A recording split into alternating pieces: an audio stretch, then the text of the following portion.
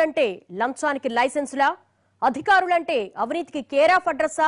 ప్రభుత్వ ఉద్యోగం సంపాదించిన ప్రతి ఒక్కరూ ఇన్నేసి కోట్లు సంపాదించుకోవడం ఎలా సాధ్యమవుతుంది? ఇంత స్థాయిలో అవినీతి పెరిగిపోతున్నా ప్రభుత్వాలు ఎందుకు స్పందించడం లేదు? ఇంత అవినీతి సొమ్ముతో ఆ లంచాధికారులు ఏం చేస్తున్నారు?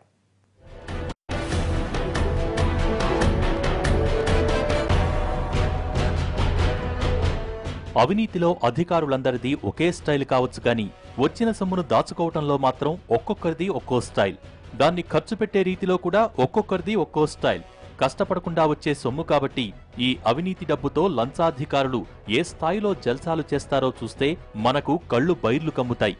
ఒక సామాన్య ఉద్యోగి నెల నెలా రేషన్ తెచ్చుకోవాలంటేనే పెరిగిన ధరలు చూసి బెంబేలెత్తిపోతున్న ఈ రోజుల్లో కూతురు రోజూ రాసుకోవటానికి 100 లిప్స్టిక్లు ఇచ్చే ఓ గొప్ప నాన్న ఉన్నాడని మీకు తెలుసా?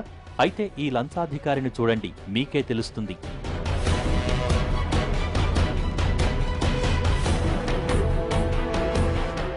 ఈ లంచాధికారి పేరు సురేష్ బాబు. ఏపీ పరిశ్రమల శాఖ అడిషనల్ డైరెక్టర్ పదవిలో ఉన్న అయ్యగారింట్లో అద్భుతాలకు అద్భుతాలే బయటపడ్డాయి. అనుభవించు రాజా అన్న పాట ఆత్రేయ ఎందుకు రాశారో తెలీదు కానీ అది అక్షరాలా సురేష్ కుమార్ ఆచరించి చూపిస్తున్నాడు. అయ్యగారింట్లో ఏసీబీ దాడులకు వెళ్లిన అధికారులకు డబ్బు, ఆస్తులు, కార్లు, నగలతో పాటు వారి ఊహలకు కూడా అందని వస్తువులు 100ల్లో దొరికాయి. హైదరాబాదులోని సురేష్ బాబు ఇంట్లో చేసిన ఏసీబీ దాడుల్లో ఆయన గారి ముద్దుల కూతురు గదిలో దొరికిన కాస్మెటిక్స్ చూసి ఇది గదా లేదా గోడౌనా అన్న అనుమానాలు వచ్చాయిట. సిటీలోని పెద్ద పెద్ద బ్యూటీ పార్లర్స్ లో కూడా లేని ఖరీదైన వస్తువులన్నీ అక్కడ కొలువు తీరాయట.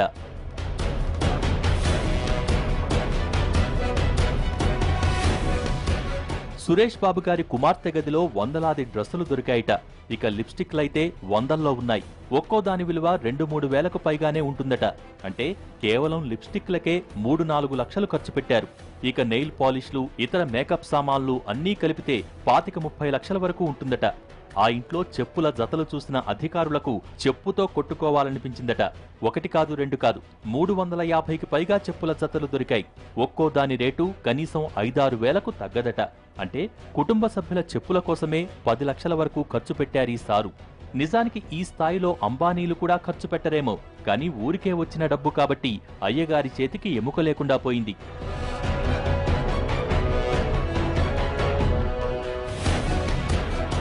పిల్లల కోసమే ఇంత చేసిన సురేష్ బాబు గారు కట్టుకున్న భార్యకు ఇంకెంత చేశారో తెలుసా? ఆ ఇంట్లో బయటపడ్డ నగలతో ఓ జ్యువెలరీ షాపే పెట్టుకోవచ్చు. ఇక అయ్యగారి భార్య పూజ చేసుకోవటానికి ఏకంగా వెండి, బంగారంతో చేయించిన కరెన్సీ నోట్ల కడ్డీలు బయటపడ్డాయి. ఇదొక్కటే కాదు, అయ్యగారికి హైదరాబాద్ సహా మరో 5 నగరాలలో భారీగా ఆస్తులున్నాయి.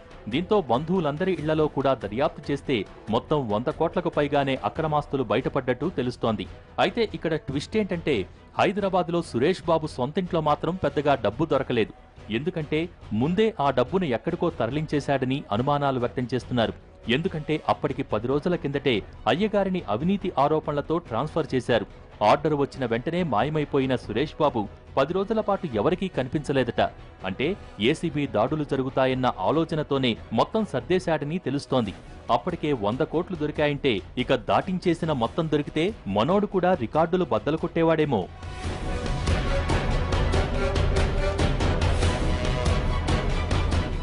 ఇటీవలే AP secretariat GAD Sai Kumar ఇంట్లో ఏసీబీ అధికారులు దాడులకు వెళ్తున్నారన్న సమాచారం అందగానే హైదరాబాద్లోని ఖైరతాబాద్లో ఉన్న తన బంగ్లా నుంచి కొత్త 2,000 రూపాయల కట్టలు, నగలు కిటికీలోంచి విసిరేశారు అయ్యగారు. ఉదయాన్నే డబ్బుల వర్షం పడుతుంటే ఎవరికీ అర్థం కాలేదు. కానీ తర్వాత అసలు విషయం తెలుసుకున్న అధికారులు వాటిని కూడా స్వాధీనం చేసుకున్నారు.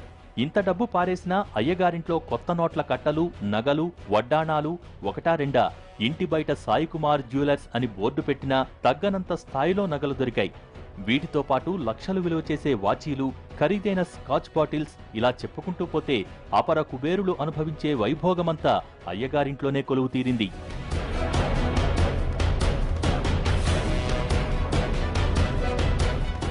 ఇలాంటి అధికారులు ప్రతి నెలా దొరుకుతూనే ఉన్నారు. ఏసీబీ దాడుల్లో దేశవ్యాప్తంగా ఏటా వేలాది మంది అధికారులు దొరుకుతున్నారు. దీనికంతటికీ కారణం లంచం. ఎక్కడ చూసినా, ఎక్కడ అడుగుపెట్టినా లంచం లేనిదే పని జరగటం లేదు. అనస్థీషియా లేకుండా ఆపరేషన్ అయినా చేయొచ్చేమో కానీ లంచం లేకుండా ప్రభుత్వాఫీసులో చీమ తలకాయంత పని కూడా చేయలేనంతగా వ్యవస్థలో అవినీతి పాతుకుపోయింది. అన్ని రాష్ట్రాలలో, అన్ని డిపార్ట్మెంట్లలో, అన్ని స్థాయిల్లో అధికారుల చేతివాటాలు కామనైపోయాయి. రిజిస్ట్రేషన్ల శాఖలో ఈ అవినీతి ఏ స్థాయిలో ఉందన్నది శ్రీనివాసరావును చూస్తేనే అర్థమవుతుంది. రిజిస్ట్రేషన్ శాఖ తర్వాత రెవెన్యూ శాఖలో కూడా ఆమ్యామ్యాలకు కొదవేం లేదు. బర్త్ సర్టిఫికేట్ నుంచి డెత్ సర్టిఫికేట్, ల్యాండ్ డాక్యుమెంట్ల వరకు అన్నీ లంచమివ్వందే ఏ పని జరగదు.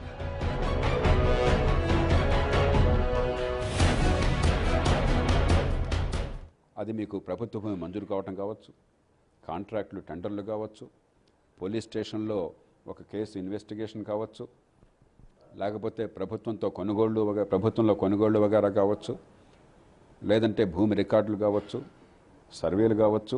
ఎక్కడైనా సరే ప్రభుత్వంతో లావాదేవీలు ఉన్నాయని చెప్పంటే మీకు కరెంటు కనెక్షన్ కావచ్చు, నీటి కనెక్షన్ కావచ్చు, సివరేజ్ కనెక్షన్ కావచ్చు.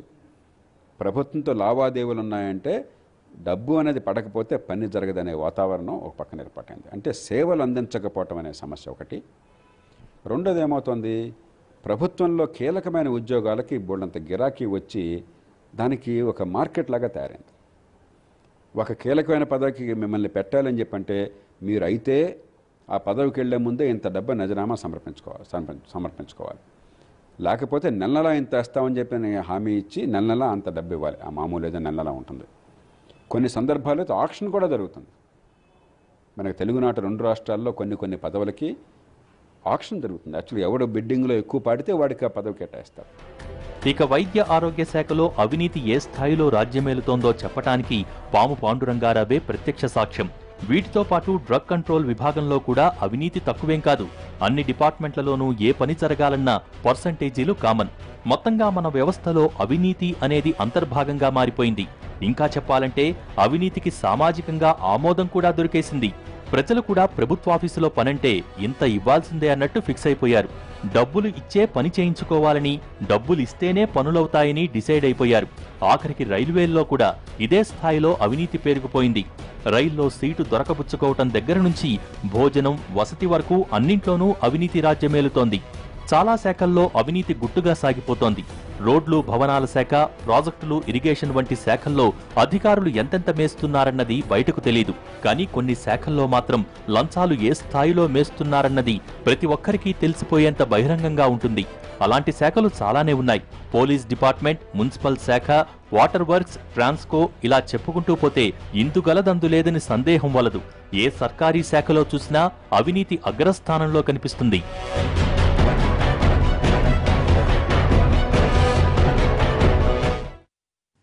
ఇంత స్థాయిలో దాడులు జరుగుతున్నా, ఇంతమంది జైలుకెళ్తున్నా ఎందుకు అవినీతికి అంతం